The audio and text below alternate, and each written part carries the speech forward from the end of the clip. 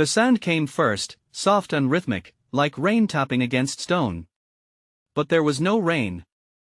The late spring air across the quiet neighborhood in Portland, Oregon hung heavy with moisture, the kind that clung to everything without falling.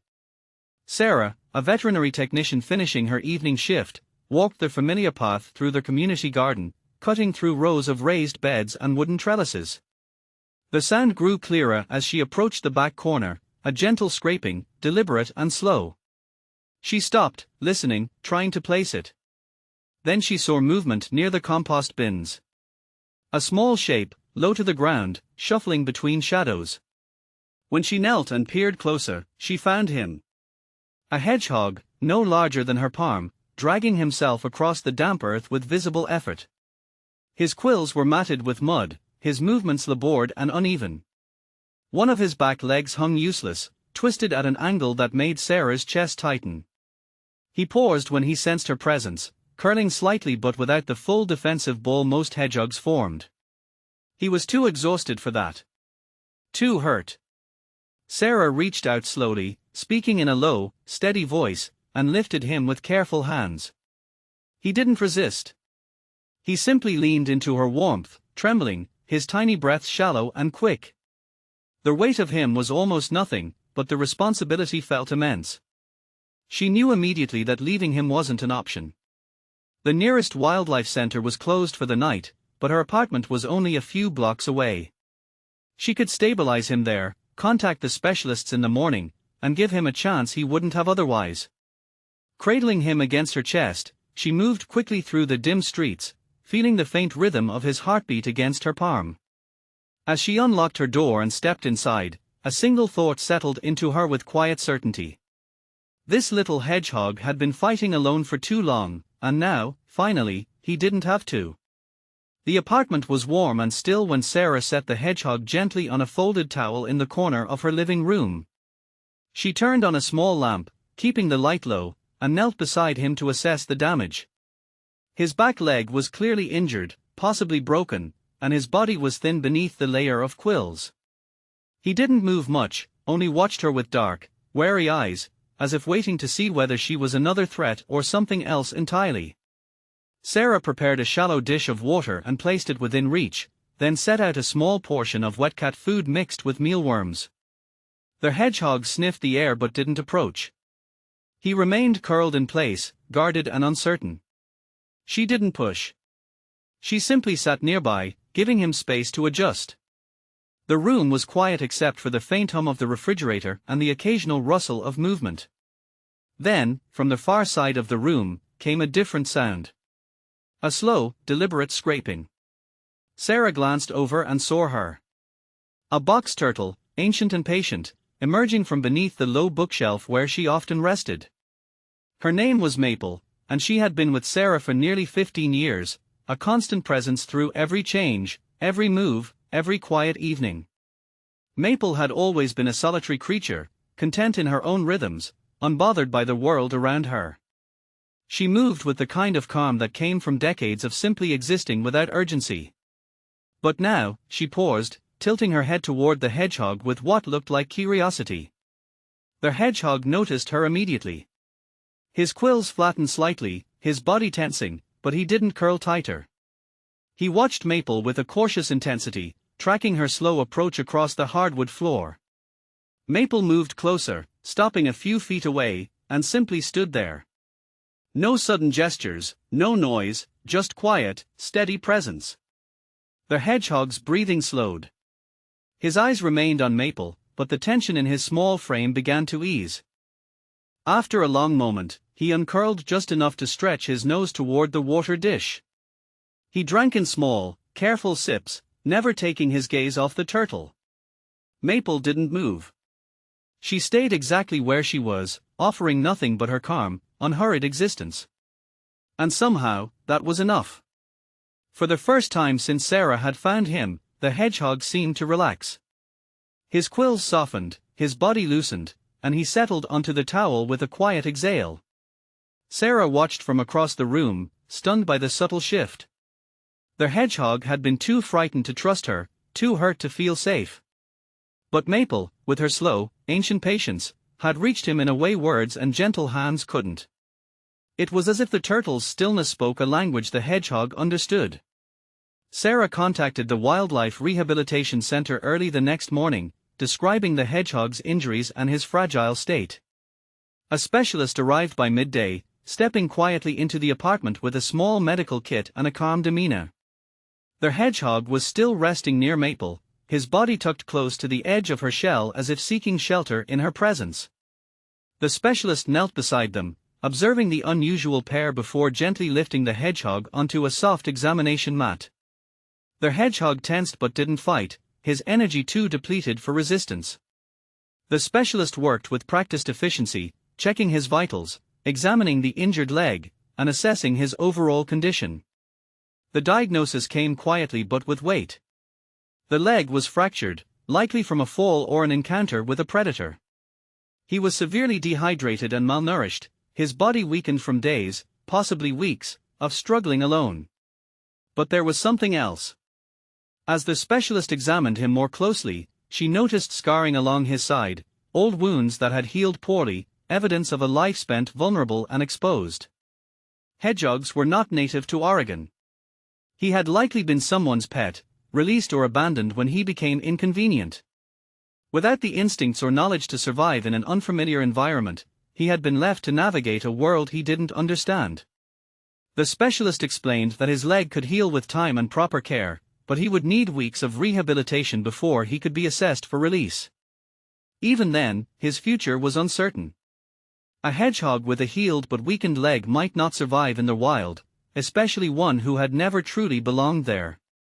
Sarah listened, her chest tightening with a mix of anger and sadness. The hedgehog hadn't asked for this. He hadn't chosen to be abandoned or injured. He had simply tried to survive, alone and afraid, until someone finally noticed. As the specialist prepared to take him, Sarah hesitated. She glanced at Maple, still resting quietly nearby, and then at the hedgehog, whose dark eyes watched her with a trust she hadn't earned yet. She made a decision in that moment, one that felt both impulsive and inevitable. She asked if she could foster him during his recovery. The specialist considered, then nodded. With Sarah's veterinary background and the calm environment she could provide, it might be the best option. The hedgehog would stay. The days that followed settled into a quiet rhythm. Sarah set up a recovery enclosure in the corner of her living room, lined with soft bedding and equipped with a heat lamp to keep him warm. She administered medication for his leg, monitored his food intake, and tracked his progress with careful notes. The hedgehog, whom she named Flint for the spark of determination she saw in his eyes, began to heal slowly. His appetite returned first, then his energy. But his trust remained fragile. He flinched at sudden movements, retreated into himself when startled, and spent most of his time curled tightly, as if the world outside his small space was still too dangerous to face. Maple, however, became a constant. Every evening, she made her slow journey across the room to settle near Flint's enclosure. She didn't enter his space or try to interact. She simply existed nearby, her presence steady and unhurried. Flint noticed. At first, he only watched her from a distance, his body tense, his quills raised. But gradually, over days, something shifted. He began moving closer to the edge of the enclosure when Maple arrived. He stopped curling so tightly when she was near. And one evening, when Sarah opened the enclosure door to check on him, Flint did something unexpected. He stepped out. Slowly, cautiously, he moved toward Maple, his injured leg dragging slightly but his determination clear.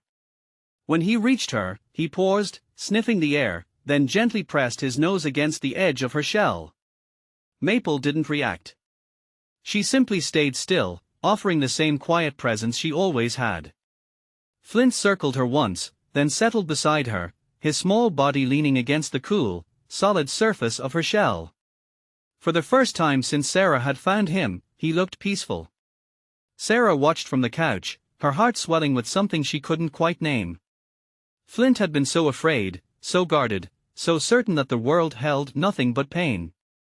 But Maple, with her ancient patience and unhurried calm, had shown him that safety could exist without conditions. That presence could be enough. As the weeks passed, Flint grew stronger. His leg healed slowly but steadily, and his movements became more confident. He explored the apartment with cautious curiosity, navigating the space with a precision that surprised Sarah. He learned the layout quickly, memorizing the placement of furniture, the location of his food dish, the path to Maple's favorite resting spot. But what struck Sarah most was how he continued to seek out Maple. Every evening, without fail, he made his way to her side. Sometimes he simply rested near her. Other times, he climbed carefully onto her shell, balancing on the smooth surface as she moved slowly across the room. It was an odd sight, a hedgehog perched atop a turtle, but it felt natural, as if they had found a rhythm that belonged only to them.